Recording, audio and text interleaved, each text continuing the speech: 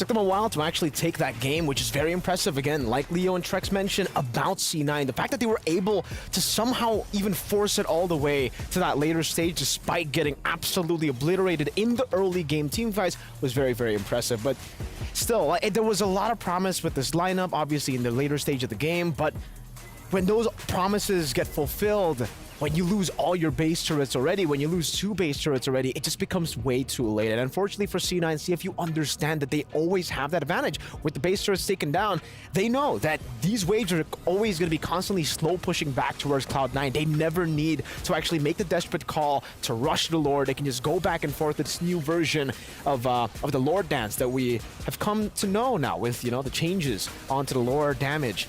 But all throughout, the fact that CFU were able to just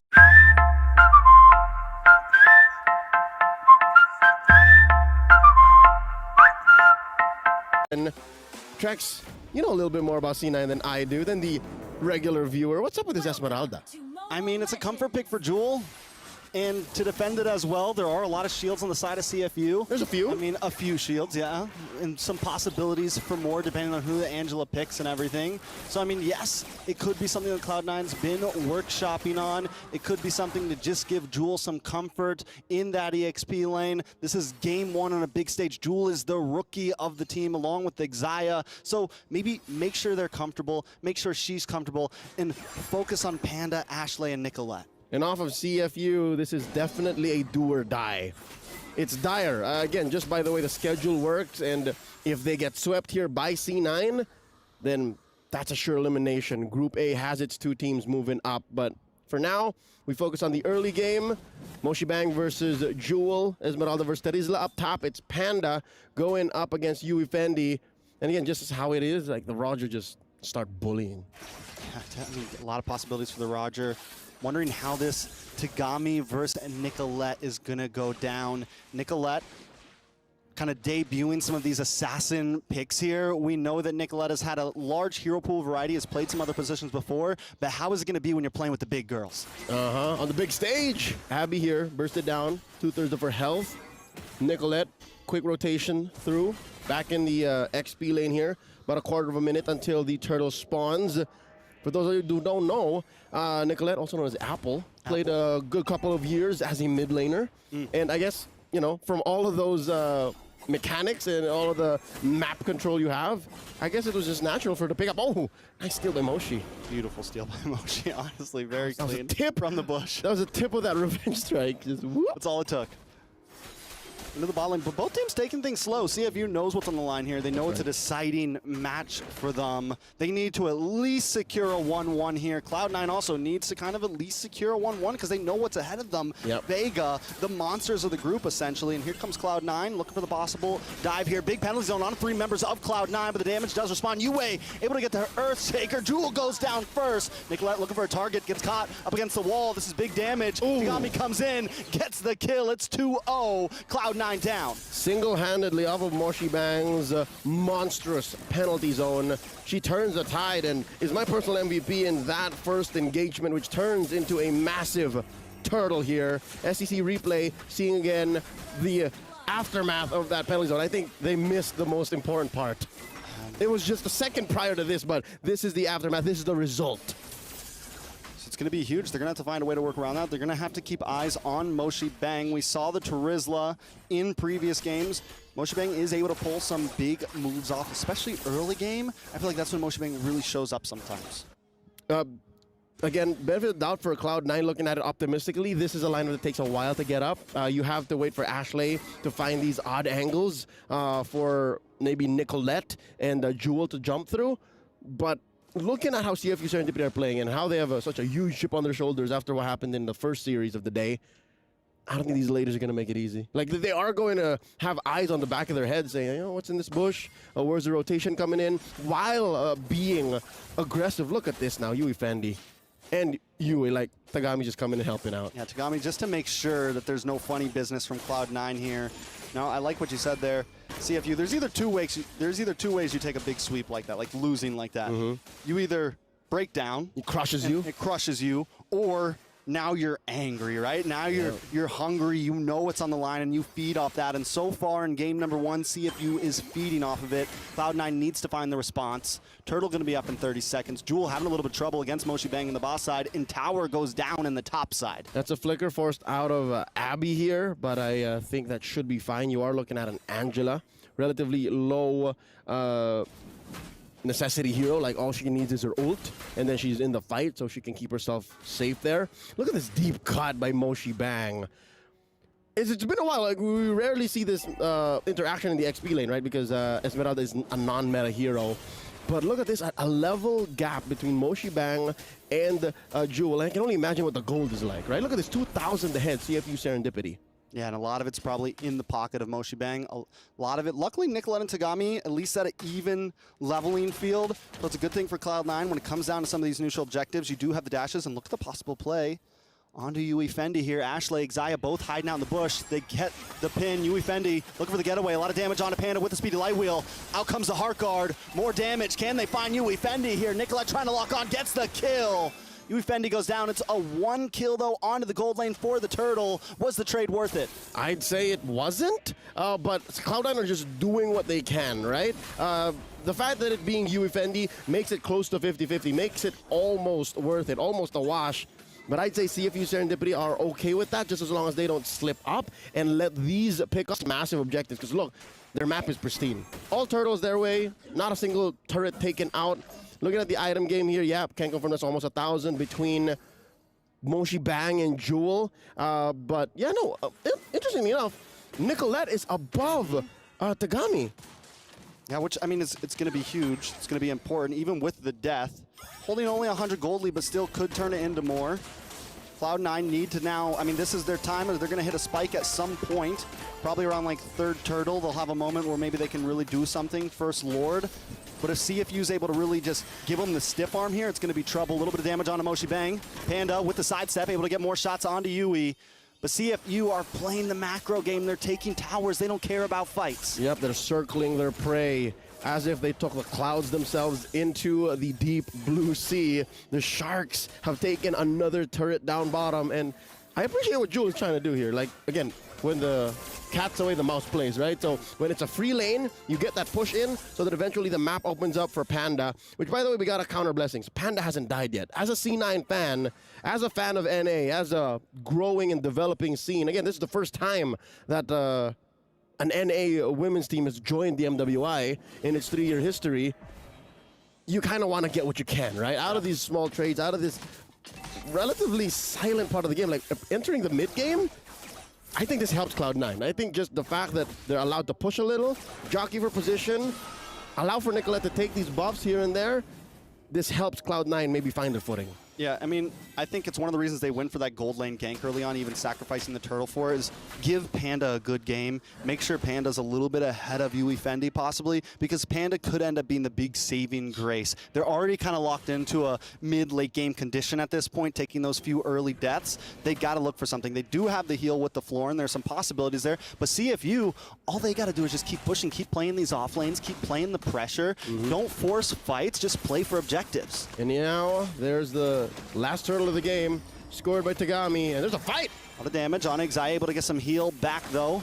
In comes the penalty zone, able to commit. Abby gets the kill onto Xayah. Ashley now in trouble. The electrifying beat's able to lock on, bringing Ashley down to about half health. Tagami still forcing the field, dancing with danger right now. Jewel gets the falling star moon, but unable to do too much. CFU got what they came for once again, another tower. Whenever you fight CFU, especially with this kind of lineup, it's never a fair fight. You're never thinking, oh, it's just the same 4 or 3 ladies. You always have to think of Abby. And the way that Tagami and Yui Fendi just kind of dove in there and just, all right, threaten these fights. If you even think of diving us, then you suffer the consequences of a puppet on strings. I think Xayah's not there yet. Xayah can hit the blooms, but their lineup isn't built just yet. Her heroes don't have the items just yet, the damage output, to make that heal make sense. Yeah. I think it's completely right? And I think overall, we're looking at Xayah, we're looking at Jewel, the 2 rookies right now on the team. It's their time to step up. They got to be able to do something. Here comes The diversion play, can they lock onto Yui Fendi here? The stun almost connects. Heartguard does come out, but the Lycan pounce onto Xayah, brings her down to about half health. Jewel now on the run as well. Yui Fendi doesn't want to give it up. Yui also looking for Ashley, gets a toss-up, gets a knock-up. Ashley actually able to use the Purify, just dance around that, get some damage back. Jewel now get involved as well. Nobody goes down on either team. That's a pacifist run, just putting enough damage on a Cloud9 to force them back, and they eventually do get that push down bottom. CFU Serendipity shrinking the map up.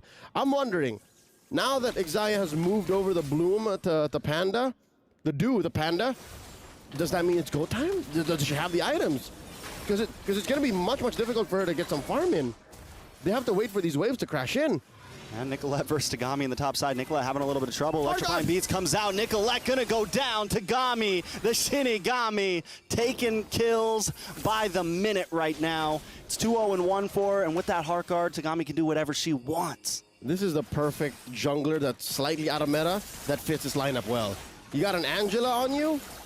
Anyone diving can really help. This puts Ashley's job a very hard one as the mid laner, because as the Lu Yi, you're the one who wants to find these odd angles to put your opponents in a very uncomfortable position. Quick, easy lord here for CFU Serendipity. Now, when you have an Angela, when you have a Roger, when you have a Joy, suddenly Predator becomes prey. It's like they can't even live in their own jungle now. Look at this. The Sharks are on the prowl right now. They're aiming for the sky. Cloud9 looking a little shaky. Panda still not taking a death, but when does Panda finally do something? Big penalty zone, locks onto Xayah. Jewel taking a little bit of damage. Panda trying to pop off. Jewel still in the midst of it. Able to take a lot of shots to the face. The heal comes in. We're seeing some possibilities, but still not enough. Cloud9 unable to output. They can survive, but no output. Yep, they can kite, but can they kill? I think we are, baby, optimistically, like 3 or 4 minutes away from that. Quick item check. You do have 2 items on Jewel here, so I think she needs like 2 more to be able to tank up even more. The Trinity onto Nicolette, and just 2 items on Ashley here. Not even the Trinity on Panda yet. She needs a double time, I'd say. she just got the DHS. Finally locked in, 11 minutes in.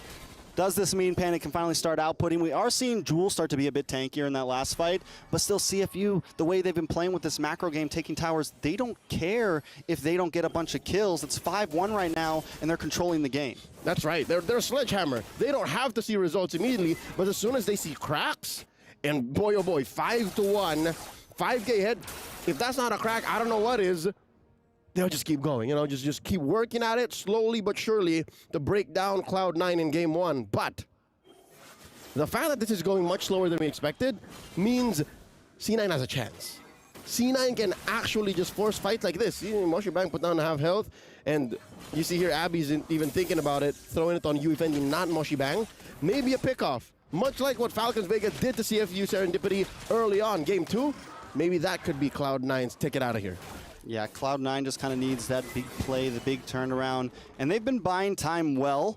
They were able to get past the first Lord without losing a single inhibitor. CFU, though, I think they know this, right? And they know, okay, we got to make something happen here. We got to make something shake, because it's true. If Jewel gets out of control, if Panda gets out of control, if Ashley's able to make some cheeky plays, it could be a problem. So the longer this goes, the more Cloud9 starts to have I mean, it's not like a game ender if they get to end game. They still need to pull it off, and we don't even know if they're capable of that yet. Yep. But CFU definitely knows there is a clock ticking. Yeah, long story short, Cloud9 has to find a way to be on the offense.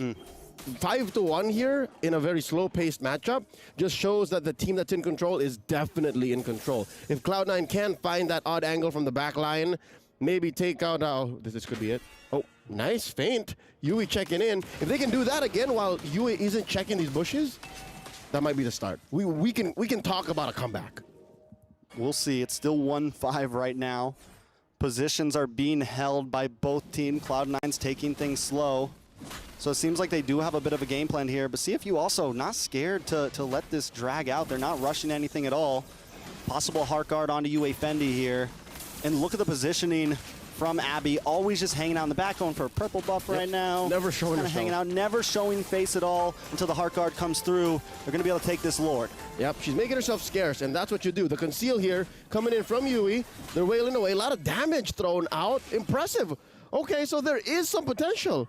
Ashley can, maybe given the chance, 2 to 3 seconds of free hits with her spells. Yeah, you get a couple hits, you match it up with, and then you also get some of the bloom shots and everything. Yep. You get some of the stuns. There's some possibilities there, but CFU, they didn't overcommit. They are also playing so cleanly in a sense of like, we got Lord, let's back off, let's wait for the push. Yep, so again, the attempt by Jewel.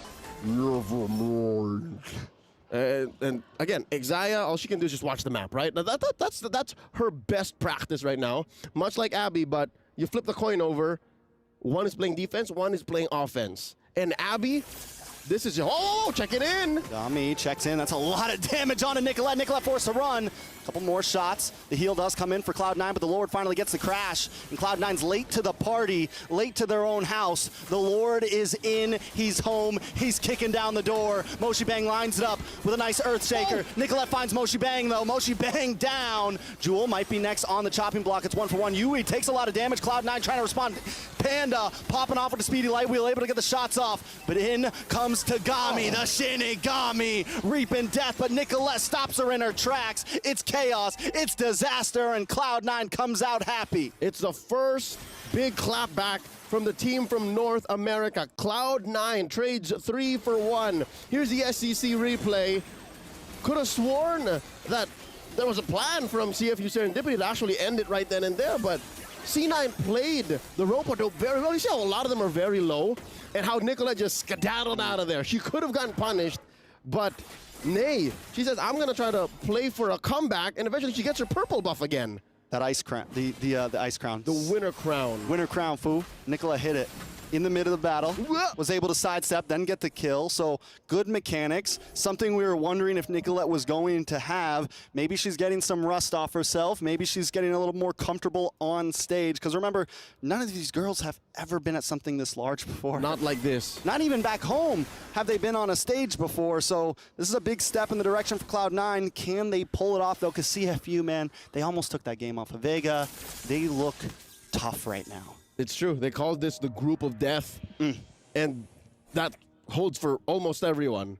We haven't really seen it quite for Falcons Vega, but who's to say? Who's to say? We haven't seen all the matches in Group A just yet, but right here, right now, 16 minutes in, 6-4, Cloud9 are putting up quite the comeback, possibly. Ooh, conceal play. Winter Crown does come through for Ashley. Gonna get knocked up here, though. Taken out. Yui Fendi able to get the kill. Penalty zone just misses. Can they get the response to get the trade at least? Cloud9 finds it. Panda able to pop off. Yui Fendi still playing the distance, though. Heart guard still locked on. Look at the damage on to Jewel. Jewel able to just get away. It's 1 for 1, but CFU they're gonna hightail it back to the Lord, not try to push it too deep. I wouldn't say that's the safest thing to do right now, because look, I think C9 knows that it's time to hustle, all right? The few weeks or months that they've been together as a full-on team, in the guidance of their coach, knows that, hey, we got to take it step by step, you know? There are some fundamentals, some things that you got to do, basic protocol. And so far, Cloud9 have been checking off these boxes. Like, again, having seen multiple MWIs casted at last year's, this is at a level where I can say it's pretty competitive. Coming from a team that has been together for a while, in the Kamai, in the CFU Serendipity, going up against C9, first-timers on this big stage. I am impressed by what I'm seeing. Definitely holding their own, and with Ashley back on the field, they can fight for this Lord, and CFU knows it. You said it might not be safe to rush it. They knew it. They made the call. Now they're just playing the distance again. I think they kind of want Cloud9, hoping that Cloud9 might slip up here, make a mistake. Jewel, though, she's tanky right now, man. She can finally hang out. The Esmeralda's starting to pay off a little bit.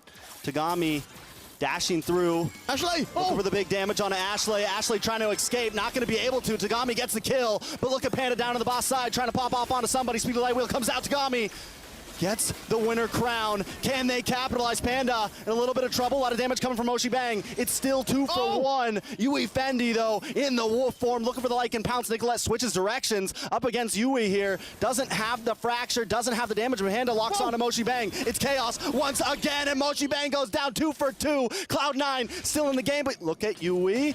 Jewel might not want to be the target. Minions do come out. He has the heart guard ready. Abby is a problem. What's the solution? She is with and without these fights. The fact that if you rope a dope CFU Serendipity, they can just tuck one of themselves in to another and then pick a better fight. I think Cloud9 got as much as they could out of that trade. By taking down Tagami and Moshi Bang, that's as best you can ask for, but that could have definitely been the end. CFU Serendipity. Their health bars are looking a little bit low. They need some heal. They decide to back off. They know it's too late to rush Lord. What I've seen from the past stalemate. 5 or 6 minutes of this bout here is Ashley not finding an angle. Can they get the steal? Nikolai gonna try to dash in here. Can Nikolai pull it off? Tagami able to get it in the big knock up. Nikolai down. Jewel now on the run. CFU with a Lord like this could be dangerous for Cloud9. Jewel still on the run, has a lot of shield, should be able to tank whatever CFU sends. It's 40 seconds on the clock for Cloud9. Oh. We're still waiting on a wave. Can they defend this? This is pre-TikTok timers, 18 to 20. This is as good as TikTok timers, especially if there is a gap as tight as this one. And I'm not talking just economy, I'm talking about the map. Look at this now. All 3 waves are crashing in, and Lord hasn't even spawned. This is going to be difficult for Cloud9 to defend. Yes, Nikolai can come through, but they are lacking the map. They are lacking the space to work with this. They can't play on Inception. They can't shock CFU Serendipity anymore. Yeah, it's definitely going to be a big, crucial moment. 4 seconds on the clock for Nicolette. Panda is fed. Going to work on melting down a member here. Moshi Dang with the penalty zone into the backside. Jewel also with the falling star moon. They're trying to pull the Lord to the side, but in comes Tagami. Jewel goes down. Yui Fendi taking a lot of damage. Lord still at half health, and the base falls anyways.